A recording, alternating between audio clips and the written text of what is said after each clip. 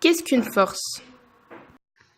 Bonjour à tous. Dans cette vidéo, nous verrons ce qu'est une force.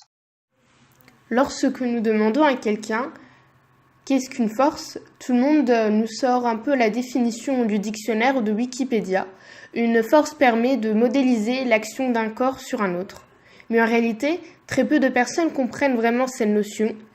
Et donc, c'est pour ça que dans cette vidéo, nous essaierons de vous éclaircir les idées sur cette notion un peu bizarre. Tout d'abord, voici les 3 caractéristiques principales d'une force.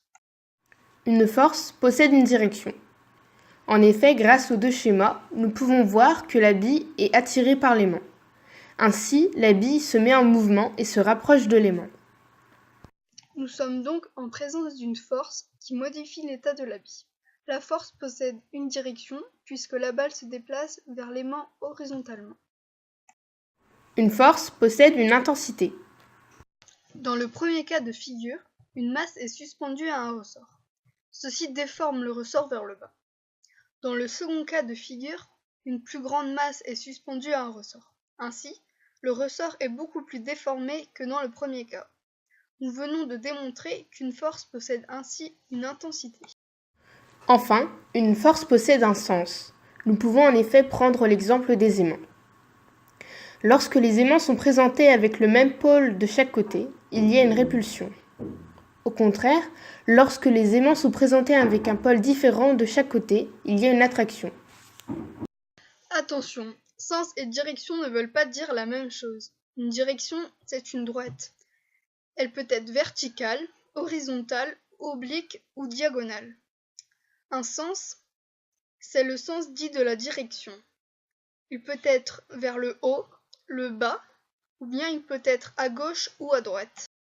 Dans cette seconde partie, nous verrons, grâce à 3 situations différentes, ce que peut faire une force. Une force peut modifier la trajectoire d'un corps. En présence de l'aimant, la trajectoire de la bille d'acier est modifiée. L'aimant exerce sur la bille une force appelée force magnétique, qui modifie la direction du mouvement de la bille. La force peut aussi modifier sa vitesse. Quand l'on donne une impulsion à une balle initialement immobile, l'on exerce une force qui la met en mouvement. Sa vitesse est alors modifiée. La force peut aussi déformer un corps. Quand l'on frappe une balle avec une raquette, celle-ci provoque une déformation de la balle. Le corps de la balle est donc modifié. Il y a 5 différents types de forces. Nous avons tout d'abord la force de gravité, la force magnétique, la force électrique, la force nucléaire et enfin la force de frottement. Il faut savoir que les forces se compensent seulement si elles ont des sens opposés, une intensité de même valeur et la même droite d'action. Le dynamomètre. Il existe 2 grands types de dynamomètres, celui à ressort et celui électronique. Pour nos expériences, nous avons seulement utilisé celui à ressort. Pour les dynanomètres à ressort, c'est assez simple. Le ressort se déforme toujours de la même façon, sous l'implication d'une force. Donc on mesure son allongement pour connaître la force impliquée.